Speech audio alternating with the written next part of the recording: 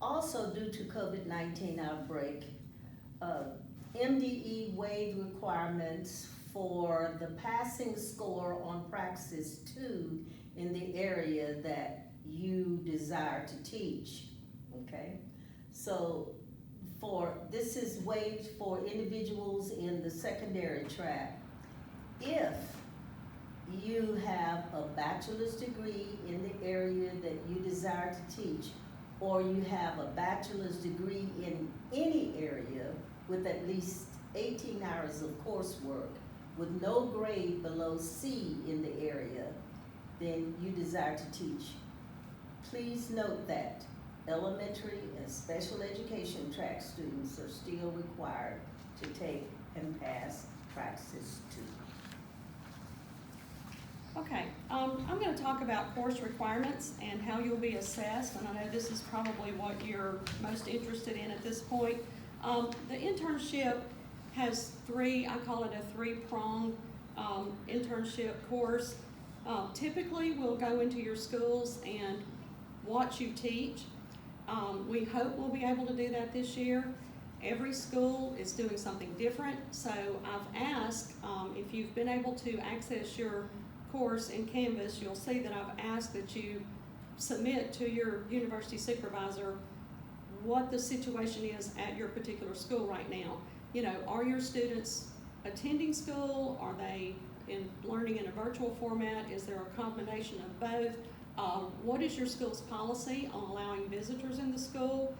We only need to be in your classroom for approximately 1 hour in the fall term and 1 hour in the winter term. You know, we're perfectly willing and of course would abide by any safety guidelines that your school has as far as wearing masks, sitting in the back of the classroom away from the students. But we need you to find out, you know, what the situation is and whether or not we'll be allowed on campus, and let us know, because we're going to have to make adjustments depending on what each school is doing. The second prong, I call it, is completing assignments and submitting those online weekly. And then the other one is attending Saturday seminars, which obviously right now we're not going to try to do. Your first 2 seminars at least will be in an online format, and we will decide about the winter seminars at a later time and let you know as soon as possible. Okay, so your grades will be assigned based on a point system, and unless otherwise specified, your assignments are due in Canvas on Sunday night by 11:59, and you'll see in the syllabus, if you've not seen already, that those dates are indicated. Okay.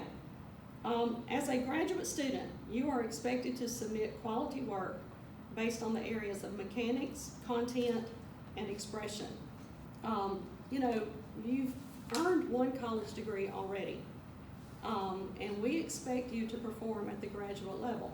We also expect you to hold yourself to the same standard or a higher standard than the one to which you hold your students. If you expect middle and high school students to turn their work in on time, we expect you to turn your work in on time. If you expect them to submit work that is free of grammatical, spelling, punctuation errors, then we expect you to do that. So make sure that your work is quality work. Points will be deducted for grammar and spelling and punctuation errors. Okay, in your syllabus you'll find that there's a brief description of each assignment. However, this statement is very important. Always check Canvas for additional instructions, rubrics, templates, and examples. You will be responsible for completing assignments using all of these resources, okay? I'm going to give you an example in just a minute, but we'll start through these and I'll go very quickly. The first assignment is your first seminar, and again, we're not meeting face-to-face. You can expect very soon to have instructions from your university supervisor about the assignments that you'll do in lieu of attending the first seminar. Again, we try to make those assignments parallel to what you would be doing if you were at the seminar. We typically start our first seminar with a motivational speaker. So we have an inspirational video for you to watch, and you'll have to respond to that. It has to do with teachers making a difference in the lives of children, and I think you'll find it really interesting and very good. You will also watch a video presentation by someone who will teach you how to use technology in the classroom, and she'll introduce you to how to create different resources for your students and that sort of thing, and you'll have to respond to that. And those will be available, like I said, very soon. Okay, when you look down the list of assignments, you're probably going to panic a little bit because it looks like a lot.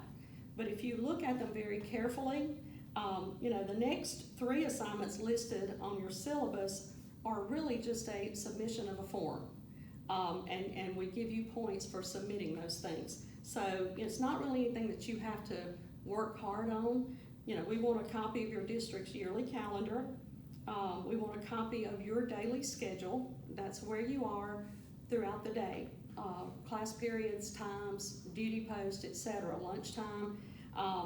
And that's where I ask you to, in addition to that, please let us know how your school is operating at this point. Okay? The background information form, the only thing I'll call to your attention about that, it says answer every question. Do not leave any questions blank, okay? Now, number 5 on your syllabus has to do with weekly reflections.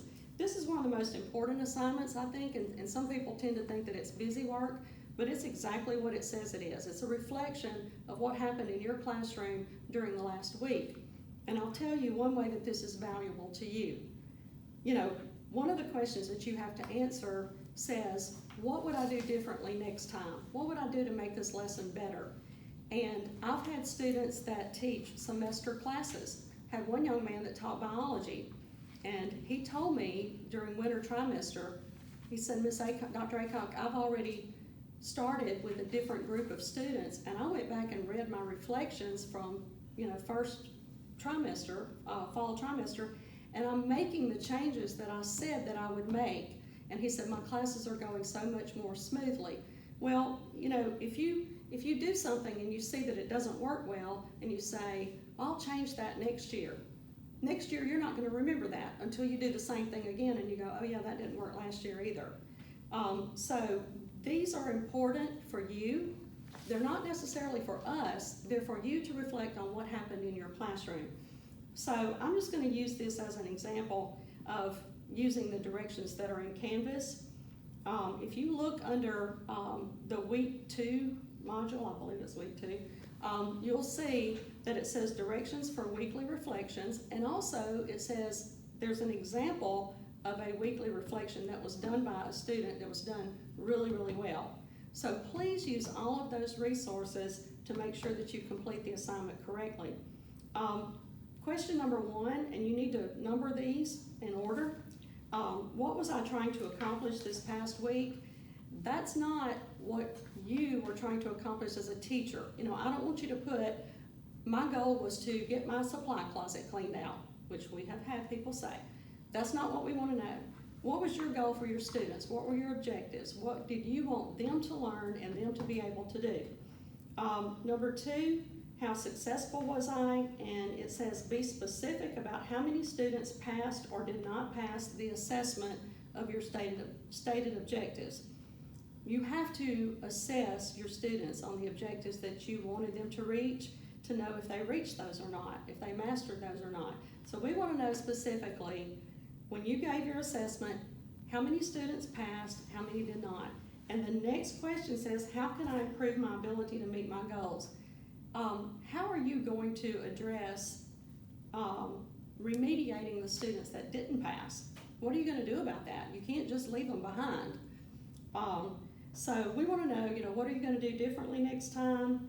And then the last question is my favorite, because the purpose of this question is twofold.